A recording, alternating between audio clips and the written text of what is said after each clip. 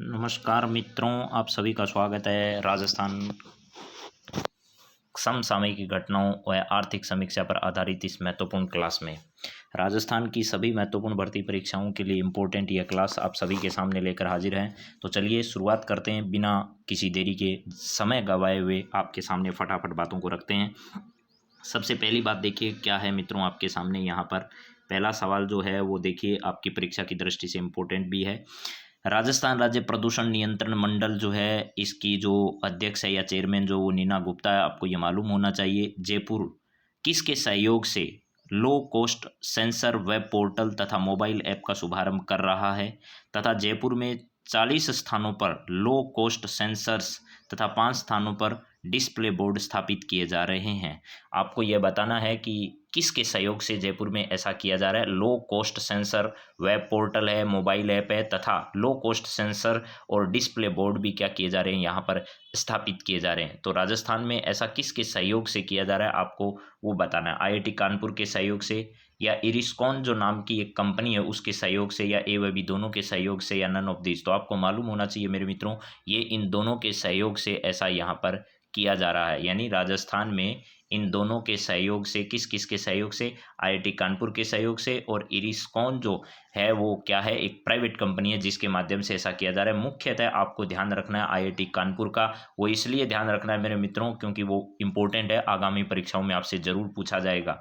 इस बोर्ड की अध्यक्ष जो है वो कौन है, तो नीना गुप्ता है। इस बात को बहुत अच्छे से याद रखिएगा, नीना गुप्ता जो है, इस पर आपसे सवाल पूछा जा सकता है।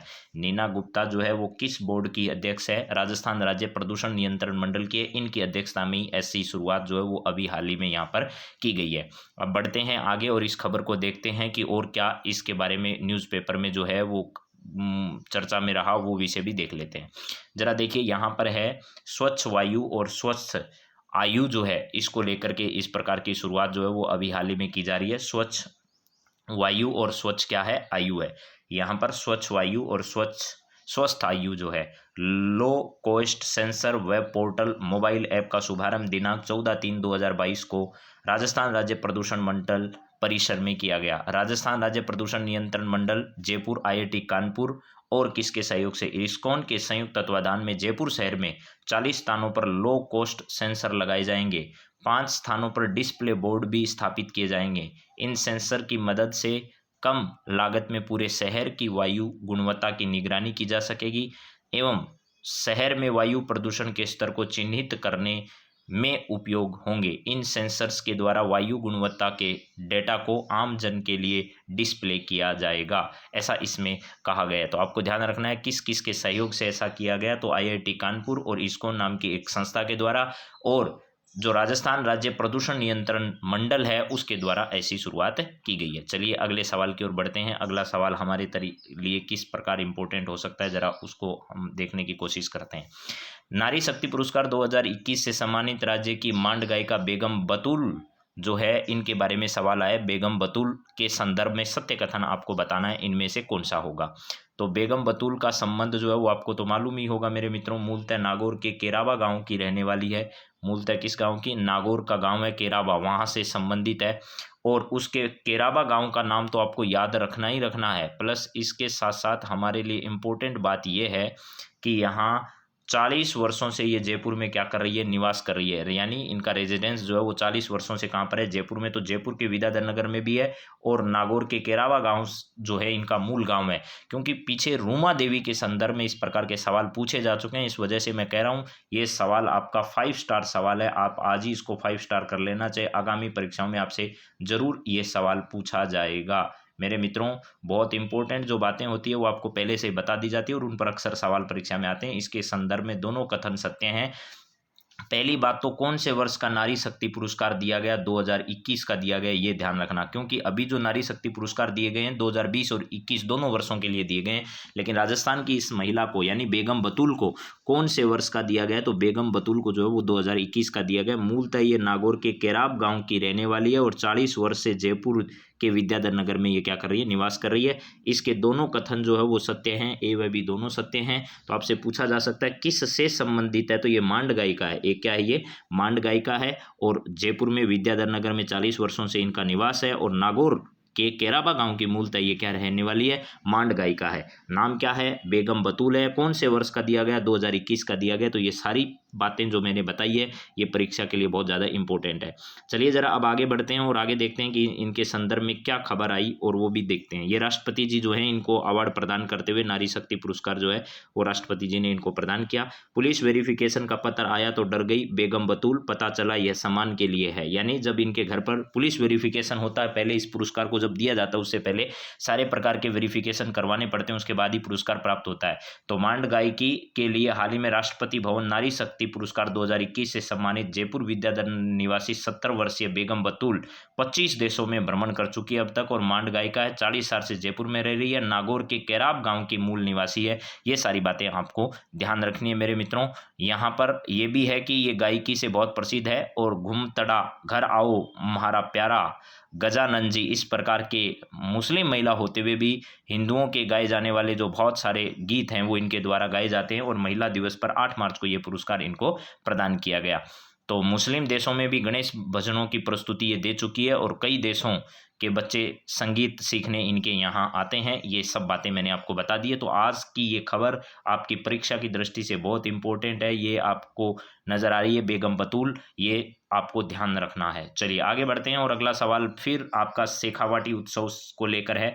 मैंने बहुत सारे उत्सव आपको थोड़े दिन पहले ही बताए थे कि कौन कौन सा उत्सव कहाँ पर आयोजित किया जा रहा है, किस किस दिवस का आयोजन कहाँ पर किया जाएगा, उन सब के लेकर के आज एक बार फिर बातचीत आपसे करते हैं।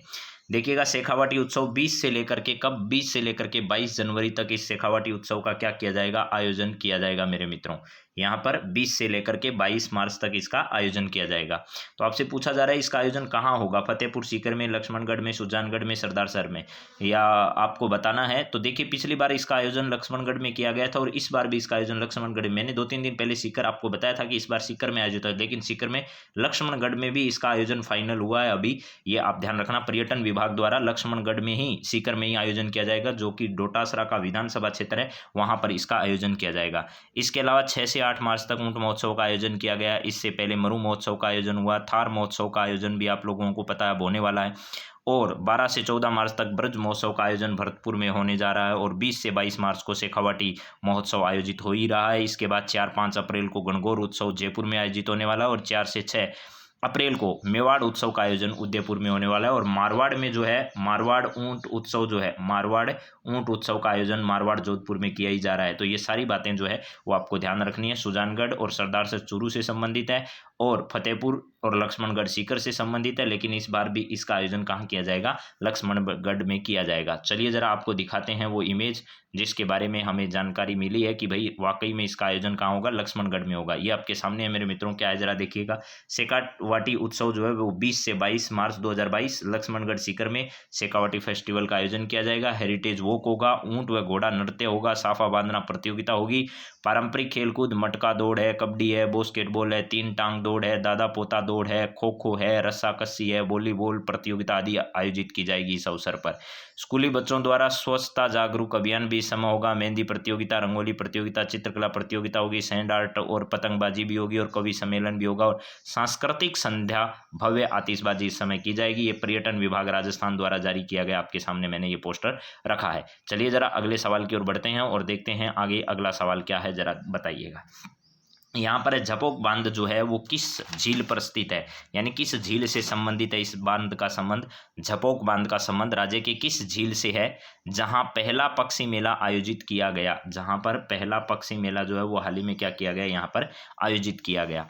मानसागर झील, उदय सागर झील, सांबर झील, जयसमंद झील। तो पत्रिका ने अपना स्थापना दिवस अभी हाल ही में मनाया और इसी अवसर पर इनके द्वारा क्या किया गया मेरे मित्रों, हमारी राजस्थान में स्थित जो सांबर झील है, इस सांबर झील पर इस प्रकार के उत्सव का क्या किया गया, यहाँ पर आयोजन किया गया। तो सांबर झील जो है, इस सांबर झील पर इस प्रकार के पक्षी उत्सव का आयोजन किसके द्वारा किया गया, पत्रिका के द्वारा। और ये सांबर झील पर इस प्रकार पक्षी तो बहुत बड़ी मात्रा में यहाँ आते हैं, लेकिन इस पर आयोजित ये पहला पक्षी मेला जो है वो आयोजित किया गया, यानी बर्ड फेयर। इससे पहले पर्यटन विभाग द्वारा कहाँ आयोजित किया, तो मानसागर झील जो है वो कहाँ पर है, जयपुर में। जयपुर के मानसागर झील, जो कि आपको जल महल के नाम से जब जानते हो, उस झील पर भी पक्षी महोत्सव का आयोजन यहाँ पर किया जाता है। जयसमंद झील, उदय सागर झील के बारे में आप पहले से जानते हैं। तो झपोक बांध बांध का संबंध किस झील से है? सांबर झील से है, जहाँ पर राजस्थान जो है वो देश भर का अधिकांश नमक यहाँ से उत्पादित करता है। तो ये नमक उत्पादन के लिए भी बड़ी प्रसिद्ध है। राजस्थान के अजमेर, नागौर और जयपुर जिले में फैली हुई ये झील जो है वो राजस्थान की प्रसिद्ध झील है। सांबर झील खारे पानी के लिए पूरे देश भर में प्रसिद्ध है। चलिए जरा बात करते हैं इसके बारे में और कौन सी बातें थी जरा जानते हैं। ये देखिएगा, पक्षियों को किस प्रकार बच्चे जो हैं वो यहाँ पर पक्षियों को देख रहे हैं, दूरबीन के माध्यम से है और अन्य माध्यमों से भी देख रहे हैं। तो राजस्थान की ये धरोहर है। इस प्रकार के हजारों लाखों पक्षी यहाँ पर बड़ी मात्रा में आते हैं और पिछले वर्ष कोविड-19 के दौरान भी यहाँ पर एवियन बोटुलिज्म बीमारी की वजह से लाखों पक्षियों की मौत भी यहाँ पर हुई थी। तो चलिए जरा और आगे बढ़ते हैं और देखते हैं और आगे क्या है। ये देखिए, पत्रिका ग्लोबल फेस्ट झपोक बांध पर पहुंचे 3000 से ज्यादा छात्र छात्राएं। सांबर झील पर पहला पक्षी मेला, बच्चे खिलखिलाए मुस्कुराए परिंदे। तो यहाँ पर ये दादू पीठाचार्य गोपाला दास व महाराज ने मंत्रोच्चार कर इस कार्यक्रम की शुभारंभ की थी और बच्चों के लिए चलने वाली ये छोटी ट्रेन जो है इसका भी इस वक्त प्रदर्शन यहाँ पर किया गया था। तो ये सब कार्यक्रम कहाँ आयोजित किए गए? यहाँ पर आयोजित किए गए। ये सब आप लोग देख सकते हैं। सांबर झील पर इस प्रकार के प्रसिद्ध कार्यक्रम का आयोजन हुआ। चलिए आगे बढ़ते हैं। ये राजस्थान का मैप आपके सामने और राजस्थान में देखिएगा ये हमारा जो क्षेत्र है यहाँ पर इन 3 क्षेत्रों में फैली हुई है। ये आपकी जो झील है वो कौन कौन सा क्षेत्र है? यहाँ मान लीजिए अजमेर, नागौर और ये जयपुर का जो इलाका है, इस क्षेत्र में एक झील जो है वो स्थित है खारे पानी की, जिसका नाम क्या है? सांबर झील है। तो ये सब हम लोग जानते हैं पहले से, तो ये हमें ध्यान भी रखना है फिर भी। चलिए आगे और बढ़ते हैं, अगली खबर का रुख करते हैं और अगली खबर क्या है जरा देखिएगा, राजस्थान से संबंधित है। सीमा भवानी प्रहरी BSF का महिला सशक्तिकरण अभियान 8 मार्च से दिल्ली से आरंभ हुआ।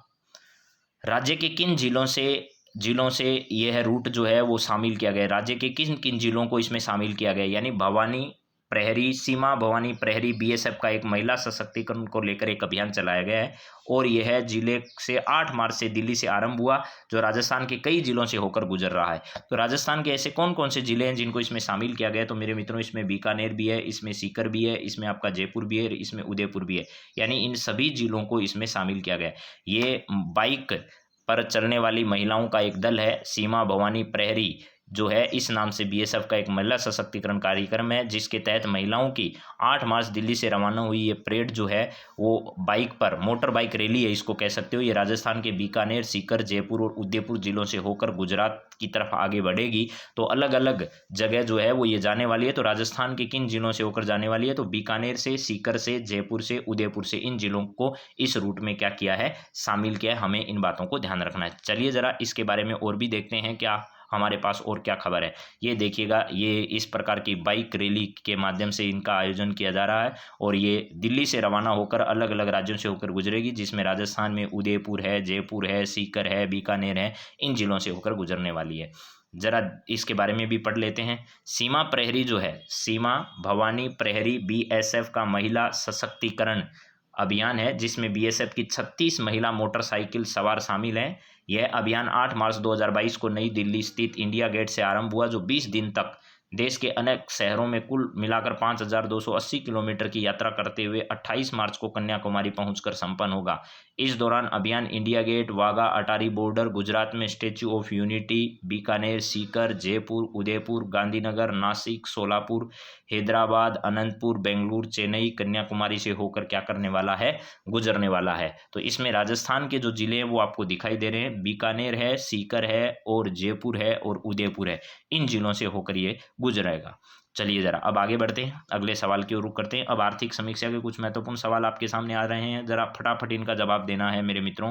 पहला सवाल है, मुख्यमंत्री कोरोना सहायता योजना संपूर्ण राज्य में कब से संचालित है? कोरोना के तहत गरीब परिवार के बच्चे हैं, अनाथ हुए बच्चे हैं, उनको और उनकी माताओं को विभिन्न प्रकार की सहायता, जैसे 1500 रुपये, 2500 रुपये, 1 लाख रुपये की तत्काल सहायता, 5 लाख रुपये की तत्काल सहायता, ये सब जो हैं वो इसी मुख्यमंत्री कोरोना सहायता योजना के तहत जो है वो उपलब्ध करवाए जाते हैं। और इस योजना की शुरुआत राजस्थान में जो है वो राजस्थान में 25 जून 2019 को की गई थी। 25 जून 2019 को राजस्थान में इस योजना की क्या की गई थी? शुरुआत की गई थी। तो चलिए अगले सवाल का रुख करते हैं और अगला सवाल हमारे सामने क्या है जरा देखिएगा। यहाँ पर हमारा अगला सवाल है, राजस्थान जन आधार योजना के तहत प्रदान किए गए जन आधार कार्ड को परिवार व उसके सदस्यों की पहचान तथा पते के प्रमाण तथा संबंध के दस्तावेज के रूप में मान्यता कब दी गई? यह जरा आपको बताना है। तो पहला है 9 मई 2018 को, 9 मई 2019 को, 9 मई 2020 को या 9 मई 2021 को। इसका सही जवाब क्या है? तो मेरे मित्रों इसने दो ऑप्शन एक जैसे कर दिए, इनको थोड़ा बदल देते हैं। एक में 2019 है और एक में 2020 है, तो यहाँ पर कर देते हैं काट कर इसको। इसकी भी कहानी को करते हैं ख़त्म और देखते हैं क्या है इसका माजरा। तो यहाँ पर देखिए मित्रों, इसको तो हम कर देते हैं यहाँ से हटा देते हैं, इसको तो क्या कर देते हैं, हटा देते हैं यहाँ से। ये पूरा मामला जो है वो 2019 का है। हमें तो आगे बढ़ना है और इसका सही जवाब जो है उसकी तलाश हमें करनी है। तो हमारा जो सही जवाब है वो 2020 है। 2020 में इसकी क्या की गई थी, शुरुआत की गई थी। 2020 में इसकी 9 मई 2020 को इसको शुरू किया गया था। 9 मई 2020 को शुरू किया गया। दोबारा बता देता हूँ क्या है।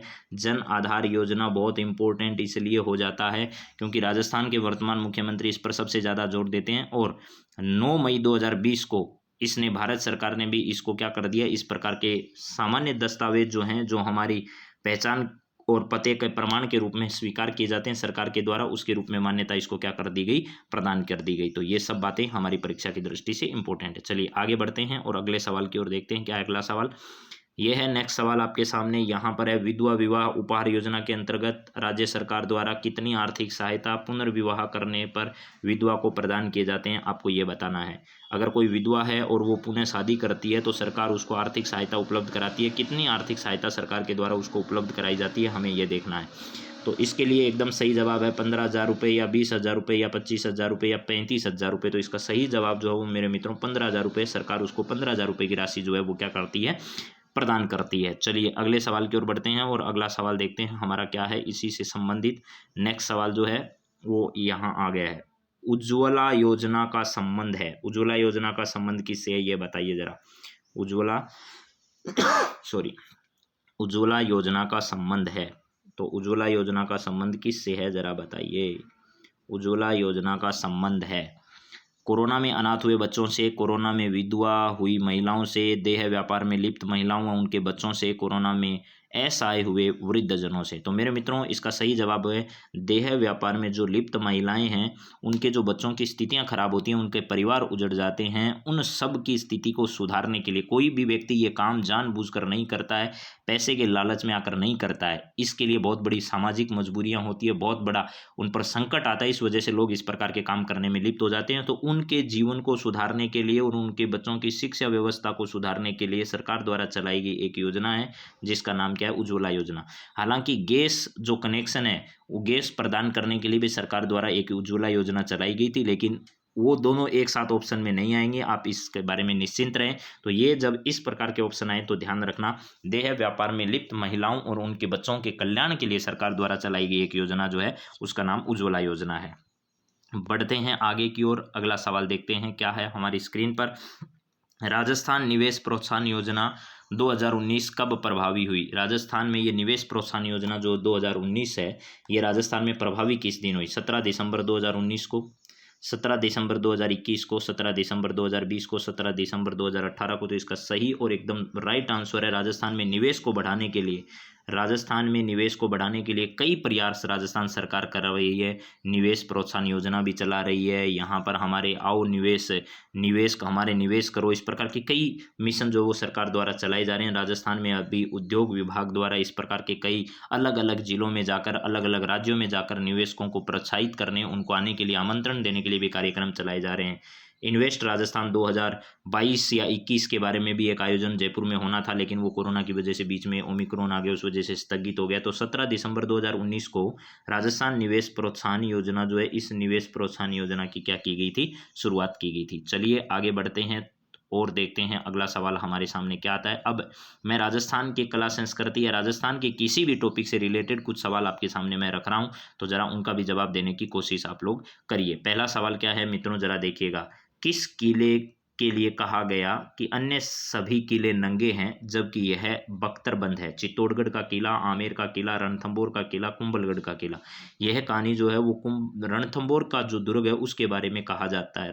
रणथंभौर का दुर्ग जो है वो तो क्या है, बख्तरबंद है, बाकी सब दुर्ग क्या हैं, नंगे हैं। ये रणथंभौर के प्रसिद्ध दुर्ग के बारे में कहा जाता है, जहाँ न्याय की छतरी जो है वो भी स्थित है।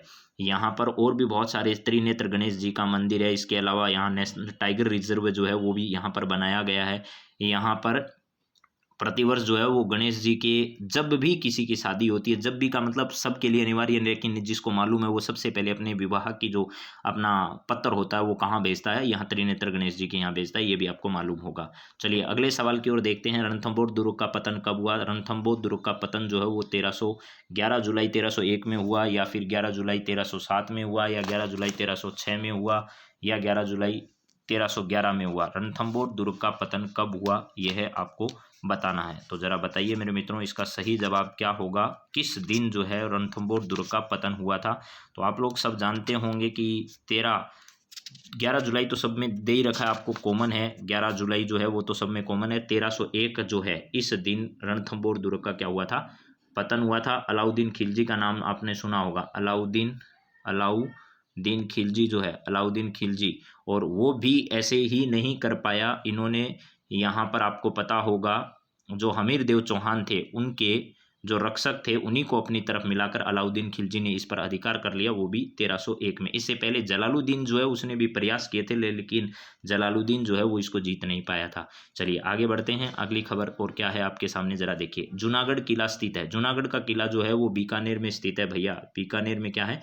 जूनागढ़ का प्रसिद्ध किला कहाँ पर स्थित है? बीकानेर में स्थित है। और बीकानेर की स्थापना जो है, आपने जोधा का नाम सुना होगा मेरे हिसाब से, मारवाड़ के जोधा, इनके बेटे ने इसकी क्या की थी, यहाँ पर बीकानेर बसाया था, जो कि कहा जाता है कि माँ करनी के आशीर्वाद से ये बीकानेर आए थे और बीकानेर में इन्होंने खूब अच्छे प्रकार से एक शहर की स्थापना की थी। तो चलिए अब आगे बढ़ते हैं। इसके बाद अगला क्या है जरा देखिएगा। यहाँ पर है भटनेर किला कहाँ पर स्थित है? भटनेर किला, ये किला प्रसिद्ध किला है। भटनेर का किला कहाँ पर स्थित है जरा देखिएगा। भटनेर का किला हनुमानगढ़ में स्थित है, आप सब लोग जानते हैं, ठीक है। और ये जो है भटनेर का किला बड़े बड़े लोग नहीं जीत पाए। बीकानेर के शासक थे, बाद में इन्होंने अपने अधीन कर लिया इस किले को। कोटा, धौलपुर, पाली इनमें से नहीं है। हनुमानगढ़ इसका सही जवाब है। भटनेर का किला हनुमानगढ़ में स्थित है। चलिए अगले सवाल की ओर बढ़ते हैं। अगला सवाल जरा देखते हैं क्या है। तिरिया तेल चढ़े हमीर हट चढ़े न दूजी बार किस दुर्ग के शासक से संबंधित है, या किस दुर्ग से संबंधित है ये कहानी, जरा आपको याद रखनी है। तो हमीर देव चौहान जो है उनके बारे में ये कहा जाता है। हमीर देव चौहान जो है उनके बारे में ये कहा जाता है। हमीर देव चौहान के संदर्भ में ये सब कहा जाता है। तो इसका सही जवाब क्या है? रणथंभौर इसका सही जवाब है। चलिए अगले सवाल की ओर बढ़ते हैं। अगला सवाल क्या है जरा देखिए। राजस्थान में आहू काली सिंध नदियों के संगम पर स्थित वह किला जो बिना किसी नींव के सीधा खड़ा है, उस किले का नाम बताना है। गागरोन का किला, तारागढ़ का किला, चित्तौड़ का किला, या लोहागढ़ का किला। तो गागरोन का जो किला है वो आहू और काली सिंध नदियों के संगम पर क्या है? स्थित है। और ये कहाँ पर है? तो झालावाड़ में है। झालावाड़ जो है यहाँ पर स्थित है, और काली सिंध और आहू नदियों के संगम पर यह किला स्थित है। चलिए अगले सवाल की ओर बढ़ते हैं। गागरोन का किला किस श्रेणी में आता है? पारीक दुर्ग में, दानव दुर्ग में, जल दुर्ग में और वन दुर्ग में। तो जल दुर्ग में इसलिए आता है कि आहू और काली सिंध नदियां जो है वो इसके संगम पर यह स्थित है। आहू और किस? काली सिंध नदी के संगम पर यह स्थित है। काली सिंध जो नदी है, इस काली सिंध नदी के किनारे पर यह क्या है? स्थित है। इस वजह से ये किस दुर्ग की श्रेणी में आता है? जल दुर्ग की श्रेणी में आता है। और कहाँ पर स्थित है? तो अभी अभी आपको बताया, गागरोन का किला जो है वो झालावाड़ में क्या है? स्थित है। तो मेरे मित्रों, आज की क्लास में इतनी बात करते हैं। अगली क्लास में फिर आपके लिए कुछ नया लेकर हाजिर होते हैं। तब तक हैव ए नाइस डे।